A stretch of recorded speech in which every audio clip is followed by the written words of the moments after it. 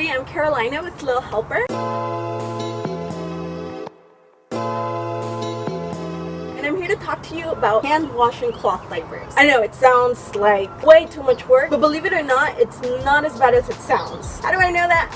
I was actually hand washing my diapers when I began cloth diapering for a good almost 6 months. I was technically using a combination of hand washing and sharing washers in my apartments. However, I found that I actually preferred hand washing mainly because it was free. Also, it was just very helpful. A lot of times I did have, I was more in a rush, and so I would go wash in my apartment washers, but I would hand wash my pre-wash. That way I would only have to pay for my main wash and not have to pay for 2 separate washes. So something to keep in mind with hand washing is the same thing you keep in mind with every load of washing diapers, and that is that you want to have a pre-wash that is going to wash away all of the really nasties from your diapers, and then you want a main wash, and this is going to be a heavy wash that's actually going to clean your diapers well. And then finally you want to dry your diapers. So to wash your diapers, there are several options. The number one, and one that you may all recognize, is a washboard. So a washboard, if you've never seen one, is just a wooden rectangle, and then it has like a glass panel which is wavy that you would use to scrub diapers on. This is something that I've never tried for myself, but it's perfectly doable washing your diapers. Another method for washing diapers is a bucket and plunger method. So I have here a bucket, and you can use any 5-gallon bucket, and a plunger, which is going to be my agitator. So as you can tell, I have cut a hole inside the lid of my bucket, and the reason for this is so that I can close up my bucket and my plunger sticks through for me to plunge. Because when you're plunging in a bucket, there will be a lot of splashing. I have tried to do this without a lid, and what ends up happening is the water splashes everywhere as I do this. There's actually a very, very detailed video on how to do this on Fluff Love Universities.com, and we're going to link you to that site. But just a very quick overview, bucket and plunger method is going to have a pre-wash and a main wash, except it's going to be broken down a little bit differently. Basically what you're going to do is you're going to do a pre-wash in cold water, and then your main wash is going to consist of 2 parts in hot water, and then finally finish off with a cold rinse.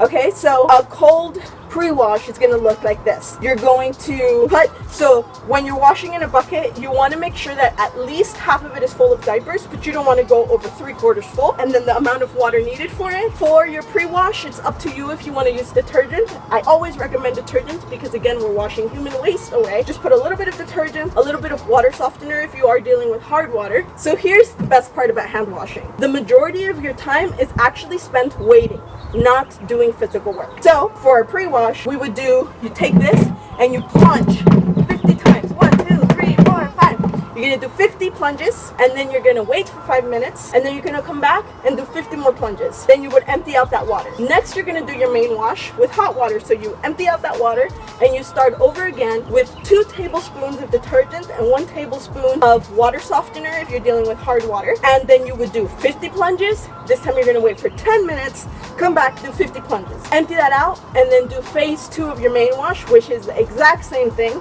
Again, hot water, 2 tablespoons of detergent, 1 tablespoon of softener, plunge 50 times, wait 10 minutes, come back, plunge 50 times, and empty out that bucket. And then finally you're going to do a cold rinse, and your cold rinse is just going to be only cold water, and you're going to plunge 50 times, wait 5 minutes, come back, plunge 50 times, and that should do it for your diapers. If for some reason your diapers feel very slimy when you finish that rinse, you can go ahead and do another rinse cycle.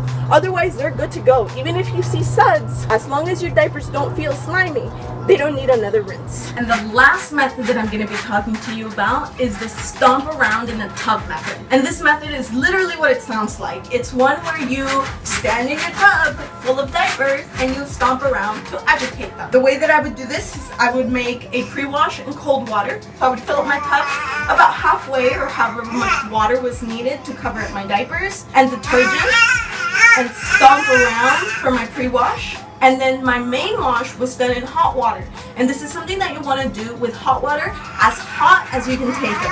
You most likely can't take boiling hot water against your skin, and since you will be stomping with your own feet, you want to make sure that you can tolerate it, but as hot as possible. And same thing, stomp around your main wash, just stomping out diapers to wash them, and then drain out the tub and do it with cold water to rinse. Again, there are very detailed instructions on how to do this on fluffloveuniversity.com, and we're going to link you to that. I just wanted to point out that hand washing is very doable in cloth diapering, and if you don't have access to a machine, there is no need to stress. If you need any help with any of the methods discussed, you can go ahead and shoot me an email, delight@littlehelper.ca, and I personally will take care of you. Thank you.